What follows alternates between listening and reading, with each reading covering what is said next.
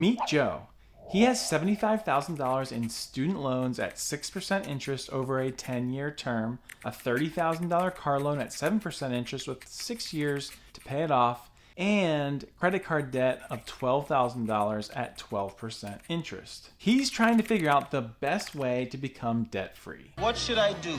What should I do? Joe has two options, the debt snowball method and the debt avalanche method. The debt snowball method involves paying off the smallest debt first, regardless of the interest rate. This method is based on the idea that paying off small debts quickly can provide a psychological boost that motivates you to continue paying off your debts. The debt avalanche method, on the other hand, involves paying off the debt with the highest interest rate first, regardless of the balance. This method is based on the idea that paying off high interest debt first saves you more money in the long run because you will accrue less interest over time. Let's see how long it would take for Joe to become debt-free using each method. And obviously these are just projections. Joe will be budgeting an extra $1,000 a month to help speed up the debt payoff process. Let's start with the debt avalanche method. First, Joe will focus on his credit card debt of $12,000 at 12% interest.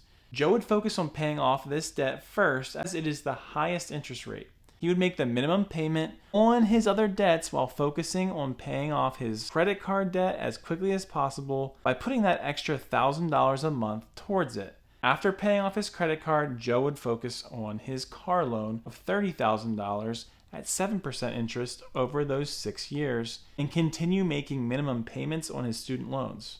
Once the car loan is paid off, Joe would focus on paying off the student loan. He has student loans of $75,000 at 6% interest for 10 years.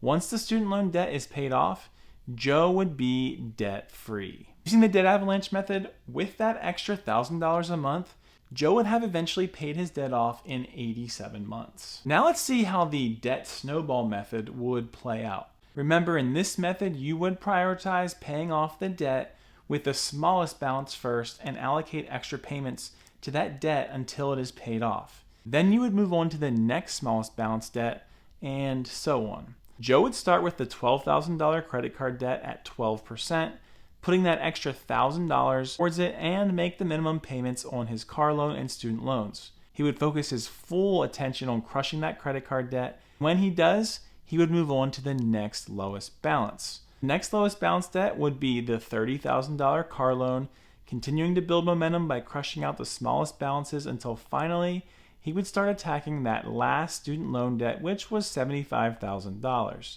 Now remember, by this time, this debt would be a little less than $75,000 since he has been making regular minimum payments on it. Using the debt snowball method, Joe would pay off all of his debt in full in 102 months or 8.5 years. As you can see, paying off an extra $1,000 a month will help Joe to become debt-free faster in both methods, but the debt avalanche method will save him more money in the long run by reducing the amount of interest he accrues because of the shorter time it took to be debt-free. It will take Joe 87 months to be debt-free using the debt avalanche method, while it will take him 102 months using the debt snowball method.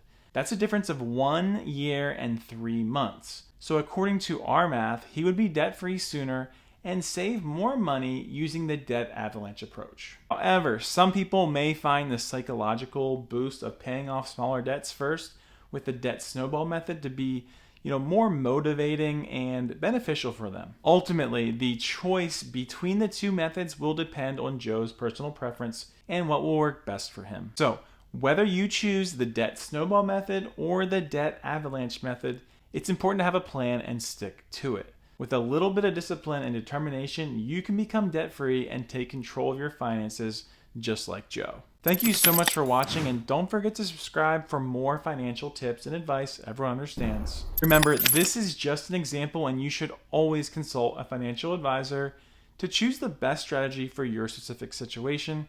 If you did find value in this video and are looking to destroy your own debt, then let us know in the comments below and smash that like button. I'll see you in the next video.